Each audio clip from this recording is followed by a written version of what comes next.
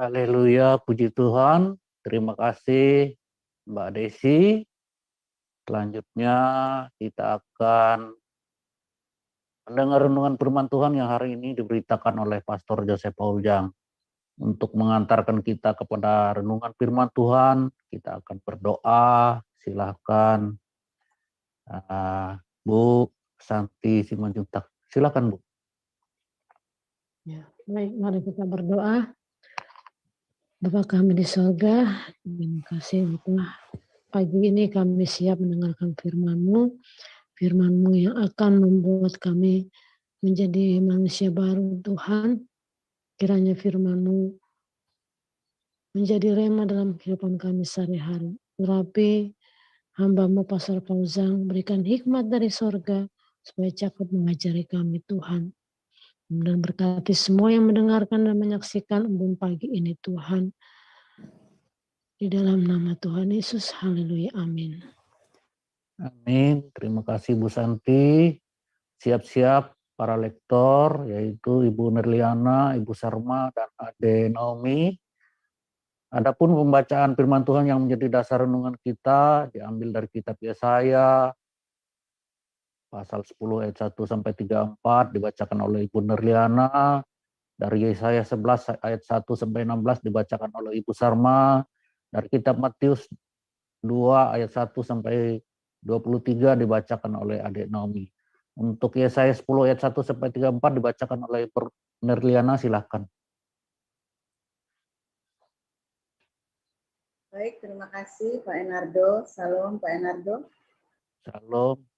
Salam Pastor Paul, Bu Ana, Bu Desi. Salam Bapak Ibu semua, saudaraku yang hadir di Zoom dan di YouTube. Dan salam untuk saudaraku yang akan menonton kembali siaran kita hari ini. Terima kasih kepada Tuhan kita Yesus Kristus yang sudah memberikan kita hari yang baru dan nafas yang baru sehingga kita bisa berjumpa kembali saat ini.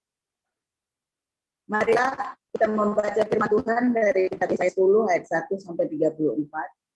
Demikian firman Tuhan. Celakalah mereka yang menentukan ketetapan-ketetapan yang tidak adil, dan mereka yang mengeluarkan keputusan-keputusan kelaliman untuk menghalang-halangi orang-orang lemah mendapat keadilan dan untuk merebut hak orang-orang sengsara di antara umatku, supaya mereka dapat merampas milik janda-janda dan dapat menjarah anak-anak yatim. Apakah yang akan kamu lakukan pada hari penghukuman dan pada waktu kebinasaan yang datang dari jauh? Kepada siapakah kamu hendak lari minta tolong? Dan di manakah hendak kamu tinggalkan kekayaanmu? Tak dapat kamu lakukan apa-apa selain dari meringkuk di antara orang-orang yang terkurung dan tewas di antara orang-orang yang terbunuh. Sekalipun semuanya ini terjadi, murka Tuhan belum surut dan tangannya masih teracung.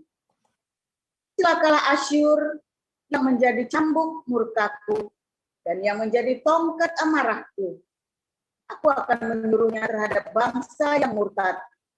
Dan aku akan memerintahkannya melawan umat sasaran murkaku untuk melakukan perampasan dan penjarahan dan untuk menginjak-injak mereka seperti lumpur di jalan. Tetapi dia sendiri tidak demikian maksudnya dan tidak demikian rancangan hatinya, melainkan niat hatinya ialah hendak memunahkan dan hendak melenyapkan tidak sedikit bangsa-bangsa. Sebab ia berkata, bukankah panglima-panglimaku itu raja-raja semua? Bukankah Kalno sama halnya seperti Karkemis? Atau bukankah Hamat seperti Arpad? Atau Samaria seperti Damsyik? Seperti tanganku telah menyergap kerajaan-kerajaan para berhala, Padahal patung-patung mereka melebihi yang di Yerusalem dan yang di Samaria. Masakan tidak akan kulakukan kepada Yerusalem dan patung-patung berhalanya, seperti yang telah kulakukan kepada Samaria dan berhala-berhalanya? Tetapi apabila Tuhan telah menyelesaikan segala pekerjaannya di Gunung Sion dan di Yerusalem, maka ia akan menghukum perbuatan ketinggian hati Raja Asyur dan sikapnya yang angkuh, sombong. Sebab ia telah berkata, dengan kekuatan tanganku aku telah melakukannya, dan dengan kebijaksanaanku, sebab aku berakal budi. Aku telah meniadakan batas-batas antara bangsa, dan telah merampok persediaan-persediaan mereka. Dengan perkasa, aku telah menurunkan orang-orang yang duduk di atas tahta. Seperti kepada sarang burung, demikianlah tanganku telah menjangkau kepada kekayaan bangsa-bangsa. Seperti orang meraup telur-telur yang ditinggalkan induknya. Demikianlah aku telah meraup seluruh bumi, dan tidak seekor pun yang menggerakkan sayap, yang menyanggakan paruh, atau yang menciap-ciap. Adakah kapak memegahkan diri terhadap orang yang memakainya, atau gergaji membesarkan diri terhadap orang yang mempergunakannya?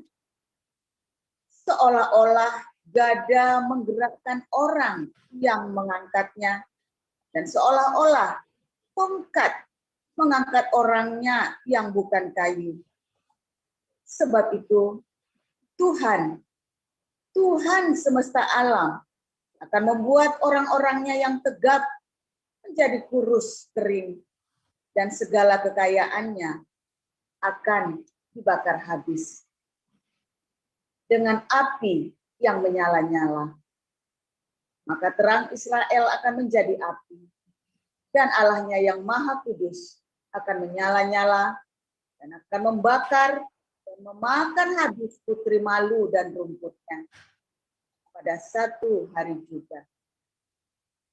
Keindahan hutan Asyur dan kebun buah-buahannya akan dihabiskannya dari batangnya sampai rantingnya, sehingga akan menjadi seperti seorang sakit yang merana sampai mati.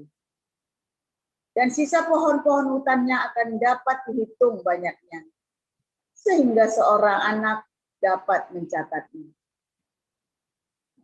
Tetapi pada waktu itu, sisa orang Israel dan orang yang terluput di antara kaum keturunan Yakub tidak akan bersandar lagi kepada yang mengalahkannya, tapi akan bersandar kepada Tuhan yang Maha Kudus, Allah Israel, dan tetap setia. Suatu sisa akan kembali. Sisa Yakub akan bertobat di hadapan Allah yang perkasa.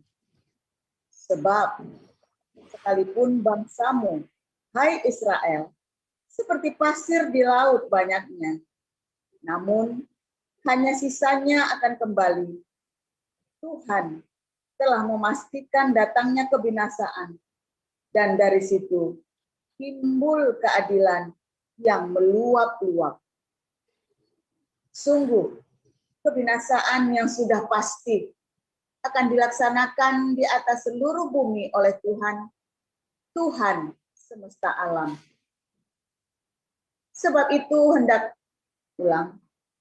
itu beginilah firman Tuhan, Tuhan semesta alam. Hai umatku yang diam di Sion, janganlah takut terhadap Asyur apabila mereka memukul engkau dengan gada dan menghantam engkau dengan tongkatnya seperti yang dilakukan Mesir dahulu. Sebab sedikit waktu lagi amarahku atasmu akan berakhir, dan murkaku akan menyebabkan kehancuran mereka. Tuhan semesta alam akan mencambuk mereka dengan cemeti, seperti ia menghajar Midian di gunung batu Oreb, dan mengayunkan tongkatnya ke atas laut Teberau, dan mengangkatnya seperti di Mesir dahulu. Pada waktu itu, beban yang ditimpakan mereka atas bahumu akan terbuang, dan kuk yang diletakkan mereka atas tengkukmu akan lenyap. Asyur telah muncul dari Rimon dan telah datang menyerang Ayat. Ia telah lewat dari Migron dan di Nikamas diaturnya perbekalannya. Mereka telah menyeberang dari jurang penyeberangan sambil berteriak, Geba, tempat permalaman kita.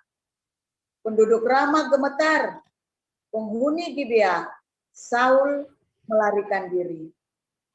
Keluarkanlah jeritanmu, hai putri Galim. Perhatikanlah, hai Lasya. Jawablah dia, hai Anatot. Penghuni Madmena lari jauh-jauh. Penduduk Gebim pergi mengungsi. Hari ini juga Asyur akan berhenti di Nob, mengacung-acungkan tangannya ke arah gunung Putri Sion, bukit Yerusalem. Lihat, Tuhan semesta alam akan memotong dahan-dahan pohon dengan kekuatan yang menakutkan. Yang tinggi-tinggi tumbuhnya akan ditebang, dan yang menjulang ke atas akan direndahkan. Belukar rimba akan ditebas dengan kapak, dan Libanon dengan pohon-pohonnya yang hebat akan jatuh. Demikian. Lanjut Bu Sarma. Baik, saya akan membacakan kebenaran firman Tuhan yang terambil dari kitab Yesaya pasal 11 ayat 1 sampai 16. Beginilah firman Tuhan. Suatu tunas akan keluar dari tunggul Isai, dan taruk yang akan tumbuh dari pangkalnya akan berbuah. Roh Tuhan akan ada padanya, roh hikmat dan pengertian, roh nasihat dan keperkasaan, roh pengenalan dan takut akan Tuhan. Ya, kesenangannya ialah takut akan Tuhan. Ia tidak akan menghakimi dengan sekilas pandang saja, atau menjatuhkan keputusan menurut kata orang. Tetapi ia akan menghakimi orang-orang lemah dengan keadilan, dan akan menjatuhkan keputusan terhadap orang-orang yang tertindas di negeri dengan kejujuran. Ia akan menghajar bumi dengan perkataannya seperti dengan tongkat, dan dengan nafas mulutnya ia akan membunuh orang fasik. Ia tidak akan menyimpang dari kebenaran dan kesetiaan. Seperti ikat pinggang tetap terikat pada pinggang. Serigala akan tinggal bersama domba, dan macan tutul akan berbaring di samping kambing. Anak lembu dan anak singa akan makan rumput bersama-sama, dan seorang anak kecil akan menggiringnya. Lembu dan beruang akan sama-sama makan rumput, dan anaknya akan bersama-sama berbaring, sedang singa akan makan jerami seperti lembu. Anak yang menyusu akan bermain-main dekat liang ular tedung, dan anak yang cerai susu akan mengulurkan tangannya ke sarang ular beludak. Tidak ada yang akan berbuat jahat atau yang berlaku busuk di seluruh gunungku yang kudus, sebab seluruh bumi penuh dengan pengenalan akan Tuhan, seperti air laut yang menutupi dasarnya. Maka pada waktu itu, taruk dari pangkal Isai akan berdiri sebagai panji-panji bagi bangsa-bangsa. Dia akan dicari oleh suku-suku bangsa, dan tempat kediamannya akan menjadi mulia. Pada waktu itu Tuhan akan mengangkat pula tangannya untuk menebus sisa-sisa umatnya yang tertinggal di Asyur dan di Mesir, di Patros, di Ethiopia dan di Elam, di Sinear, di Hamat dan di pulau-pulau di laut. Ia akan menaikkan suatu panji-panji bagi bangsa-bangsa, akan mengumpulkan orang-orang Israel yang terbuang, dan akan menghimpunkan orang-orang Yehuda yang terserak dari keempat penjuru bumi.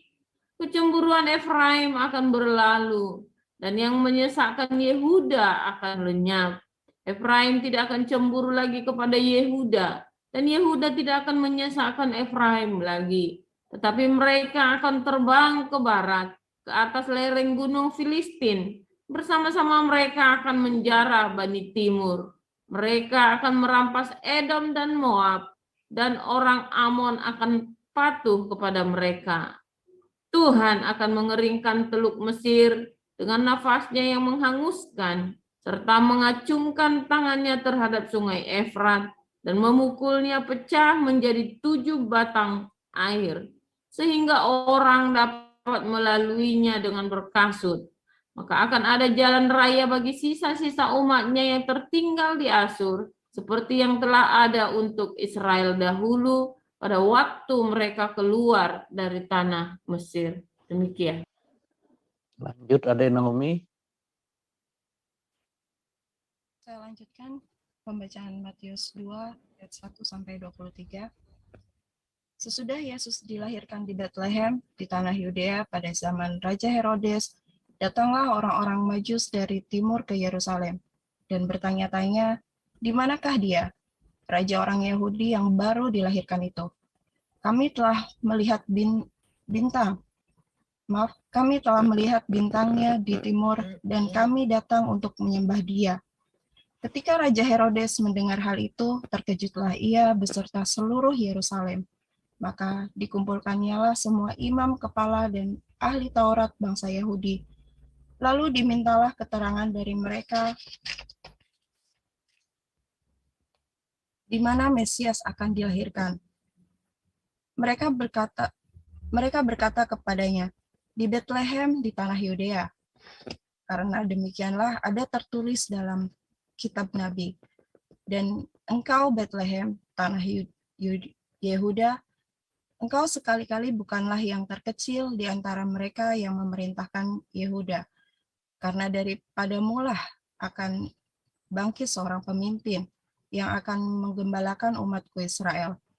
Lalu dengan diam-diam Herodes memanggil orang-orang Majus itu dan dengan teliti bertanya kepada mereka, bila mana bintang itu nampak, kemudian ia menyuruh mereka ke Betlehem, katanya, pergi dan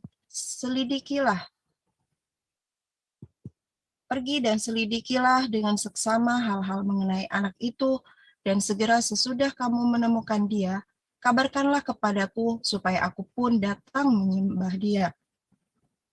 Setelah mendengar kata-kata raja itu, berangkatlah mereka, dan lihatlah bintang yang mereka lihat di timur itu mendahului mereka hingga tiba dan berhenti di atas tempat di mana anak itu berada. Ketika mereka melihat bintang itu, sangat bersukacitalah mereka. Maka masuklah mereka ke dalam rumah itu dan melihat anak itu bersama Maria, ibunya, lalu sujud menyembah dia.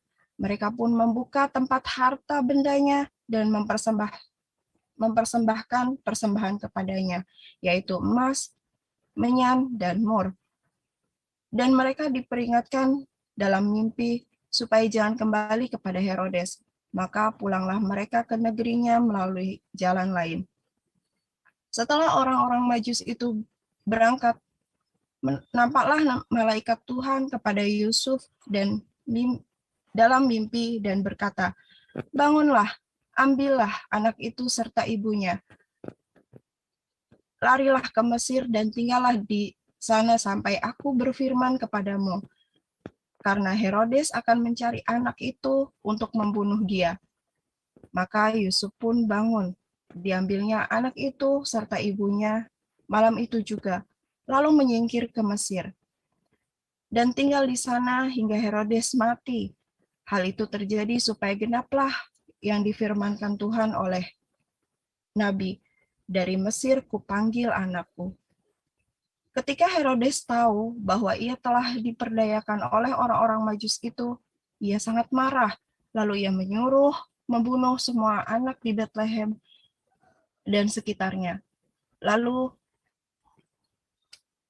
yaitu anak-anak berumur 2 tahun ke bawah, sesuai dengan waktu yang dapat diketahuinya dari orang-orang Majus itu. Dengan demikianlah genaplah firman yang disampaikan oleh Nabi Yeremia.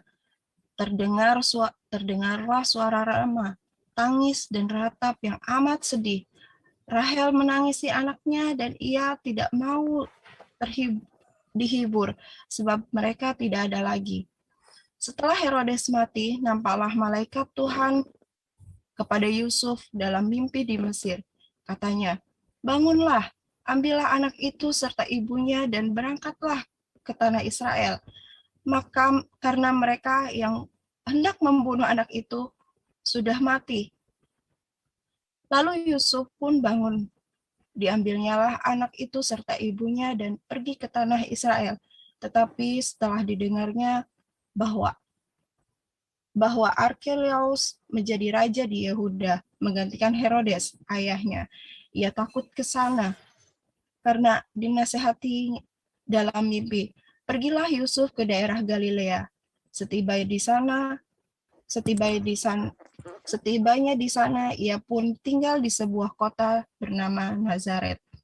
Hal itu terjadi supaya genaplah firman yang disampaikan oleh nabi-nabi bahwa ia akan disebut orang Nazaret. Demikian firman Tuhan. Amin. Terima kasih Bu Nirliana, Bu Sarma, dan Ade Naomi. Selanjutnya renungan kita hari ini temanya Yesus orang Nazaret. Silahkan Pastor. Ya, haleluya. Firman Tuhan selalu baru setiap hari bagi kita semua yang menanti-nantikan keselamatan dari Tuhan. Judulnya hari ini orang Nazaret, ya. Ayat 23 ini sering digugat oleh Islam, ya. Mana ayatnya Yesus disebut orang Nazaret? Nabi mana? Ya, nabi mana? Bahkan siapa itu? Para imam ketika Nikodemus membela Yesus, maka para imam bertanya, "Kamu nggak tahu ya, mana ada nabi dari Nazaret?" Mengapa, saudara? Karena Nazaret baru ada tahun 150 sebelum Masehi. Sehingga ada nabi terakhir, ya di zaman itu sebelum ada Yohanes, adalah Maleaki, hidupnya sekitar tahun 400, saudara. Tahun 350 sampai 400. Nah, itu sudah nggak ada nabi-nabi lain. Nggak pernah tahu ada nabi lagi sampai Yohanes muncul. Jadi, Yohanes pun tinggalnya di Yerusalem, ya. Makanya ditanyain sama para imam ini, mana ada nabi dari Nazaret? Karena nggak ada kota Nazaret, saudara, ya, zaman sebelum para nabi itu. Nah, makanya ditanyain sama orang Islam. Mana ada Yesus disebut apa? Ia akan disebut orang Nazaret. Nah, nubuatannya mana? Nah, ternyata ada di Yesaya 11 tadi, ya. Suatu tunas akan muncul, Taruk Tunggul Isai. Nah, Taruk ini atau sprout atau trubus itu, ya. Sprout itu itulah Nazaret, ya. Bahasa Yunaninya, bahasa Ibraninya Notsri. Yesaya 11 ayat 1 tadi, ya. Kita buka, ya. Yesaya 11, ya. Suatu tunas akan keluar dari tunggul Isai. Nah, ini. Itulah yang berasal dari kata Nazaret dalam bahasa Yunani. Atau Notsri. Atau Nezer. Ya. Hanotsri. Yesua Hanotsri atau Netzer. Sprout. Ya.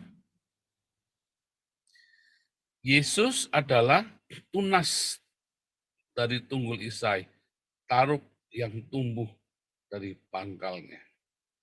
Itulah Yesua Hanotsri, saudara, yang di dalam Matius 2 tadi, ya.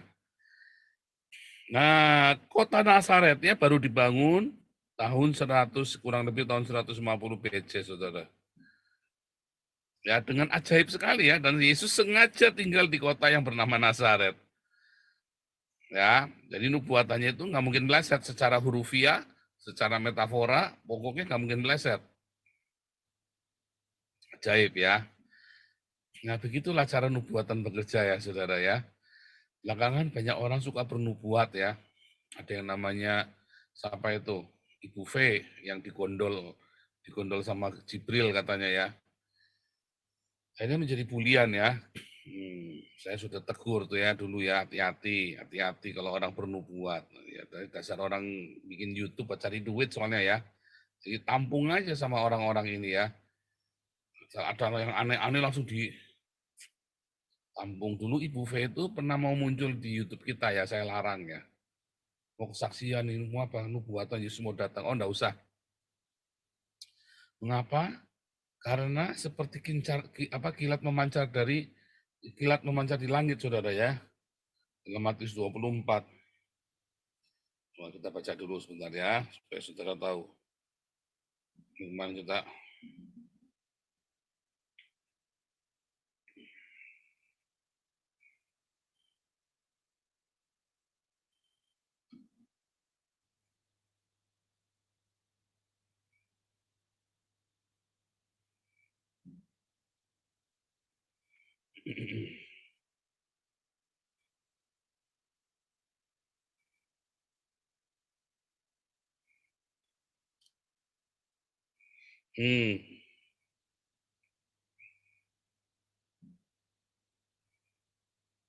Ayat 27 ya. Sebab sama seperti kilat memancar dari sebelah timur, melontarkan cahayanya sampai ke barat. Demikian pula kelak kedatangan anak manusia. Ya, jadi kita semua akan melihat, saudara. Anda nggak perlu ada nubuatan lagi. Karena seorang begitu Tuhan Yesus kita semua tahu, saudara ya. Waktunya sudah dekat, semua sudah tahu waktunya sudah dekat. Bisa nanti malam, bisa kapan saja. Kita selalu disuruh berjaga-jaga. Jadi kalau ada yang Yesus akan datang segera, Yesus akan datang sekian tahun sekian. Saudara, semua nabi selalu ada buahnya, saudara. Elia, Elisa, Samuel, Yohanes, selalu ada buahnya. 1 buah pertobatan, 2 buah jiwa-jiwa, 2 buah diakonia, saudara. Semua nabi, ya, Anda lihat ya. Nggak ada nabi yang nganggur, saudara. Nabi yang kayak dukun cuma ongkang-ongkang di rumah terus dia jadi nabi begitu ya. Semua nabi itu berdampak bagi komunitasnya, saudara. Jadi kalau ada orang yang bernubuat, ngaku-ngaku nabi, Anda lihat dia berdampak nggak bagi komunitasnya. Ya, semua nabi selalu berdampak. Ingat-ingat ya. Kedua, kalau dia bernubuat, Anda amati nubuatannya. Kalau Yesus akan datang dengan segera, lihatlah, Yesus akan datang dengan segera. Anda saja bisa ngomong begitu, saudara. Ya, Anda semua bisa. Anda harus kritis ya, kalau ada suara kenabian itu Anda harus kritis, Anda lihat. Begitu dia sebut tanggal dan tahun, leset aja bongongnya dia. Begitu dia ngomongnya secara umum, ya semua juga sudah tahu, Anda nggak usah dumeh. Nggak usah terheran-heran, akibatnya apa? Anda jadi sesat. Anda jadi ikut bingung dengan dia. Terakhir ngaku katanya dia istrinya Yesus, saudara. Mempelai Kristus itu bukan mempelai hamil anak kembar. Aduh, pusing saudara ya. Nah, hati-hati saudara. Saya sudah wanti-wanti ya. Jangan. Ngaku-ngaku hamil anak kembar. Sampai anaknya bilang, Mami, kami kan juga anaknya Mami. Nangis kasihan ya saudara ya. Suaminya sampai, istriku kembali. Ya itu si Tantio, siapa itu ya. Nugroho. Hati-hati kamu ya. Saya sudah punya rekaman CCTV-nya. Kamu menculik istri saya. Ternyata Gabrielnya namanya Nugroho, saudara ya.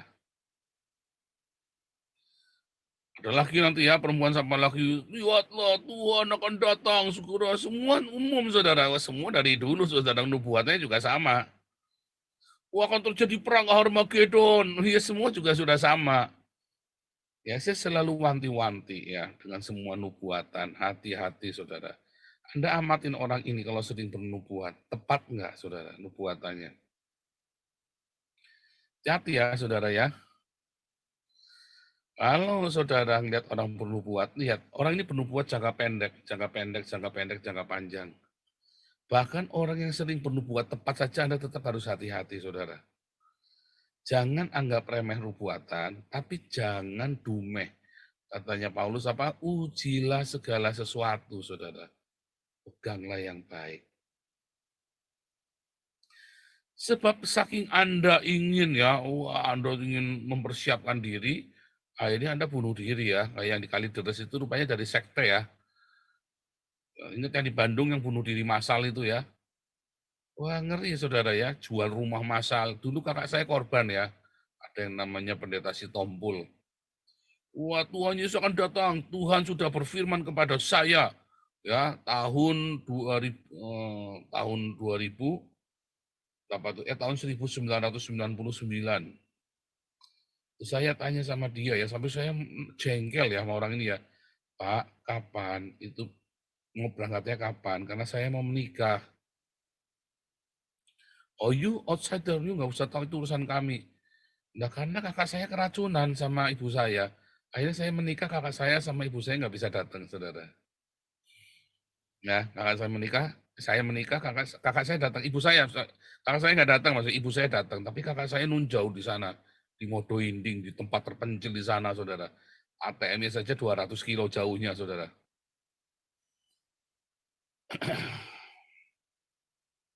Akhirnya kacau balau semua kehidupan kami semua ya, saudara ya. Nah, saudara hati-hati ya dengan semua nubuatan-nubuatan yang ngawur-ngawur itu.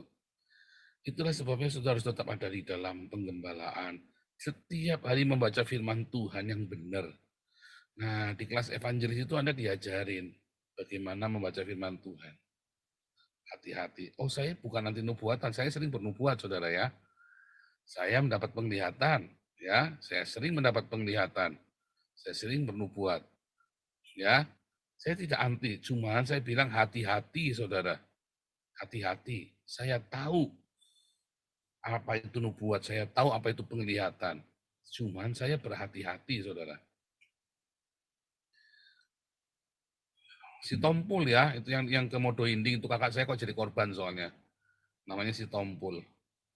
Itu tahun 1998 ya. Akhirnya orangnya mati ya, saudara ya. Mati, dia nilep harta, pokoknya jadi penggelapan lah di sana lah. Nah, termasuk kakak saya dan mertuanya jadi korban ya. Akhirnya kakak saya pulang dengan lunglai, sudah membuang waktu selama setahun lebih ya, buat setahun lebih. Akhirnya si Tompulnya juga mati ya. Begitu saudara ya, jadi saudara hati-hati dengan segala macam nubuatan. Percaya saya, ya Tuhan tidak pernah ya memberikan tanggalnya, tahunnya saudara, mengenai kedatangannya. Kita ini sekarang menanti-nantikan kedatangan Tuhan yang kedua. Ya, tetapi Anda ingat ya, Anda nggak usah khawatir dengan masa aniaya. Oh nanti kalau nggak nurut nanti dianiaya. Enggak, percaya saya saudara. Yang dibutuhkan bukan Anda mendengarkan nubuatan, tapi yang dibutuhkan adalah Anda sekarang fokus bagaimana hidupmu berdampak bagi Anda dan keluarga dan lingkungan Anda. Itu yang Tuhan mau, saudara. Makanya disuruh apa, saudara? Lihat ini. Nasihat berjaga-jaga. Ya. Jika tuan rumah tahu pada waktu malam hari pencuri datang, sudah pasti dia berjaga-jaga. Ya. Sebab itu hendaklah kamu juga siap sedia karena anak manusia datang pada saat yang tidak kamu duga. Jadi nggak ada yang menduga, nggak akan ada peringatan, saudara. Tapi ketika ia datang kita tahu, nggak akan ada peringatan karena kamu tidak bisa menduganya. Ya, siapakah hamba yang setia dan bijaksana diangkat oleh tuannya atas orang-orang yang memberikan mereka makanan pada waktunya? Berbahagialah hamba yang didapati tuannya melakukan tugasnya ketika tuannya itu datang. Disuruh apa, saudara? Memberi makan, saudara. Ya, hamba yang setia itu memberi mereka makan. Disuruh berdiakonia kita, saudara. Ya, jadi yang Tuhan suruh, apa yang Anda lakukan adalah suruh berdiakonia rajin. Bukan disuruh ngabur kemana-mana. Ya, saya pergi ke Eropa bukan kabur karena Tuhan mau datang, saudara ya. Karena Tuhan punya rencana buat saya untuk memberi makan Indonesia. dengan cara remote ya. Luar biasa kan, seperti Yosef kan, nama saya Yosef. Ya kan? Pendeta Sitompul namanya ya. Saya nggak tahu nama depannya, saya lupa. Itu bekas marinir angkatan laut. Ya, pendeta sudah tua, udah bekas angkatan laut. Hitam ya, tinggi hitam orangnya. Saya udah ketemu sekali. Wah, mau tak marahin ya waktu saya nelpon itu ya. Saya sudah tahu ini sesat, saudara ya. Dari saya umur 25 saya sudah ngerti, saudara ya, nubuatan-nubuatan begini. Karena saya sendiri pun dari umur 17 tahun, saya sudah mimpi tentang kedatangan Tuhan, saudara. Dari 17 tahun, saya berkali-kali ngimpi apa yang terjadi pada saya tahun 2004, apa yang terjadi pada saya pada tahun 2013, apa yang terjadi pada saya tahun 2018. Saya sudah ngimpi berkali-kali, jelas ngimpinya itu nggak cuma sekali, saudara, berkali-kali. Makanya saya bisa membedakan mana yang itu kedatangan Tuhan kedua, mana yang itu proses hidup saya. Gitu ya. Nah, saya mengingatkan saudara, hati-hati saudara. Semua nubuatan kedatangan Tuhan itu sia-sia, saudara. Peringatan, ya saya warning kepada saudara. Tetapi jangan terus Anda terkagum-kagum lalu ngikutin petunjuknya dia, disuruh jual ini, jual itu. Ya, bahkan Anda sampai mengorbankan keluarganya jadi kacau keluargamu, saudara. Enggak, karena apa saudara? Nasihat berjaga-jaga ini, hamba yang setia dan bijaksana diangkat Tuhannya atas orang-orang memberikan mereka makan pada waktunya. Anda disuruh berdiakonia, saudara. Anda tidak usah sibuk untuk rapture, wah harus nyiapin ini, jual itu. Nggak perlu, saudara. Anda fokus dengan diakonia. Nanti Tuhan nanti saatnya dekat antikristus datang.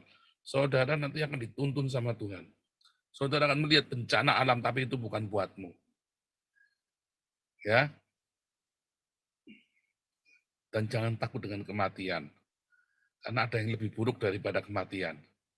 Mati pelan-pelan itu loh ya, karena bencana-bencana di Mesir. Ngeri, saudara. Nah tadi ya, kalau Anda lihat tadi ya, di dalam Yesaya 10 dan 11, balik lagi, siapa yang menahan tangannya keadilan dari anak yatim? Merampas janda-janda miskin dan anak yatim. Fokusnya sama, kedatangan Tuhan. Apa saudara? Anda fokus dengan diakonia. Coba.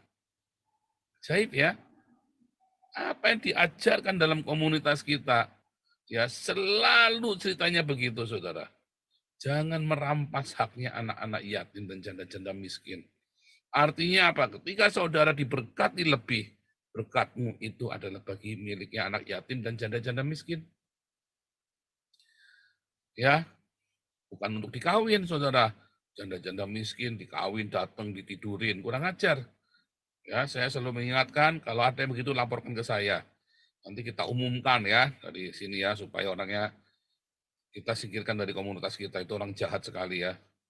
Mau nolong tapi mau nidurin. Hati-hati saudara. Oh, pendeta Batak, nggak ada urusannya dengan orang Batak. Ya, kebetulan aja orang Batak, yang Tionghoa juga banyak. Yang Korea itu juga ada juga pendeta Korea itu yang bunuh diri massal itu ya, yang suruh jual semuanya. Ini bukan masalah orang Batak, nggak ada urusannya ya. Bukan ya, kebetulan saja namanya Sitompul. Jangan salah ya. Bukan orang Batak. Oh, di Amerika juga ada ya. Di Amerika juga ada yang bunuh diri massal itu ya. Termasuk sekte yang 4 orang kemarin di Kalideres itu mati bersama itu ya. Saya kira karena apa nggak taunya karena mereka rupanya termasuk sekte sesat itu, saudara ya. Hati-hati ya. Nah, jadi saudara, Anda akan melihat ya perintah Tuhan ya, apa yang harus Anda persiapkan menjelang kedatangan Tuhan yang kedua kali. Yaitu apa? Berdiakonia yang rajin. Makanya kita bikin yayasan embun pagi supaya kita bisa saling tolong-menolong internal kita juga. Makanya Pak Apeng nanti rajin survei, rajin menghubungi semua orang yang ada di Embun Pagi. Ya, rajin menghubungi orang di Embun Pagi, kunjungan, besuk, ya, lihat kondisi keluarganya. Itu tugasnya Pak Apeng ya, sebagai malaikat pencatat. Ya, itu tugasnya Pak Apeng, tugas barunya Pak Apeng nanti mulai ini ya, mulai bulan ini sebetulnya ya, mulai bergerak. Kita mau kasih bingkisan ya untuk orang-orang yang aktif di dalam komunitas Embun Pagi, ya kurang mampu. Ya, nah saya juga berharap Anda juga bisa berdonasi ya. Tapi kali ini masuknya ke Damarkasi ya, dipisah dari Damaris. Karena Damaris kan peak-nya tinggi sekali. Nah, masuknya ke Damarkasi karena rekeningnya Embun Pagi belum jadi.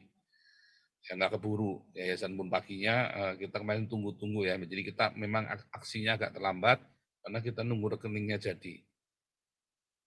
Sementara pakai rekening Yayasan Damarkasi, kasih kodenya Natal atau 25 ya. Untuk apa? Untuk memulai. Nah, untuk selanjutnya setiap bulan kita akan lihat apa yang bisa kita support. Ya, bayarin sekolahnya atau apa gitu ya. Supaya di internal kita ada ruang tolong menolong, saudara ya. Internal kita sendiri tidak bisa ruang tolong menolong. Supaya jangan ada yang berkekurangan di tengah-tengah komunitas kita. Kita banyak tolong, kita ribuan orang kita kasih makan ya. Selama 2022, 4,5 miliar ya kita kasih makan.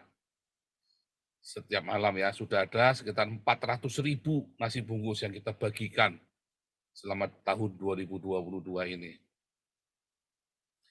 Itulah perintah Tuhan, saudara. Kasih makan. Ya, jadi Anda nggak usah terus bernubuat yang aneh-aneh, nggak usah, saudara. Nggak usah jauh-jauh. Makanya ikutlah kelas evangelis supaya Anda tahu ya bagaimana cara membaca Alkitab. Sehingga Anda nggak ngawur kalau bernubuat, kalau Anda punya karunia bernubuat. Nggak akan lepas dari tracknya Alkitab. Yang kurang ajar, Alkitab itu, enggak ini yang paling update ini, kurang ajar, saudara ya. Akhirnya itu tadi ya, si yang namanya Ibu V ini ada digondol sama Nugroho. Ya kan, digondol Gabriel bernama Nugroho, malaikat Nugroho ya. Anaknya sampai nangis ya, kasihan ya. Saya ngeliat anaknya 3, kasihan ya. Terus apa namanya? Itu tadi ya, sudah saya larang. Ditampung sama si Anu Bulu ya. Nah, itu akhirnya banyak yang disesatkan. Karena dia dapat panggung, jadi tambah ngedan, saudara. Orang-orang begini jangan dikasih panggung ya. Orang bunuh buat, nggak usah, saudara ya. Hati-hati ya dengan semua nubuatan. Jangan anti, tapi uji, saudara. Nah, kemudian ada nubuatan yang benar. Nubuatan yang benar malah dikeroyok. Nah, lucu kan? Saya bernubuat benar. Ya kan, saya menyampaikan suara kepenabian, malah dikeroyok di babak-babak, saudara. Nah, itu juga hati-hati, makanya uji segala nubuatan itu ya. Karena orang keblinger, maunya itu orang berfantasi. Tidak realistis. Gereja-gereja ya, wah bernubuat, wah begini, begitu, bus semua, saudara. Nggak realistis. Tuhan Yesus sudah berkata dengan jelas-jelas, kasih makan. Itulah cara menantikan kedatangan Tuhan, saudara. Sambil menjaga hidupmu di dalam kekudusan. Bukan, wah jual ini, jual itu, segala macam, supaya apa hidup suci. Wah, uangnya kemanain? Kasih Pak Pendeta. Udah aja, pendetanya tambah kaya. Iya kan? Itu yang terjadi. Sekarang saudara sudah tahu ceritanya, Anda sudah dengar firman Tuhan, ya, fokus dengan berdiakonia. Fokus dengan menjadi berkat bagi sesama. Siapapun nabinya, siapapun yang bernubuat. Ya, buah dari orang itu harus kelihatan, saudara. Kalau buahnya nggak jelas, saudara nggak usah dengar. Harus ada buahnya jelas, saudara. Ya, siapa yang bernubuat? Ya kan, buahnya jelas. Yesus buahnya jelas. Para nabi semua buahnya jelas, saudara. Ya nggak jelas si Ibu V ini buahnya nggak jelas. Ya kan? Ujung-ujungnya apa? Duit, saudara. Maka dari itu, saudara, setia dalam firman Tuhan, dalam perhimpunan, dalam koinonia kita, dalam Embun Pagi, Dan saudara terus rajin berdiakonia. Saudara akan terjaga ketika Tuhan datang, ketika Antikristus datang sekalipun, dan bahkan ketika Tuhan Yesus datang. Kamu akan terpelihara tubuh jiwa rohmu. Tuhan Yesus memberkati. Silakan.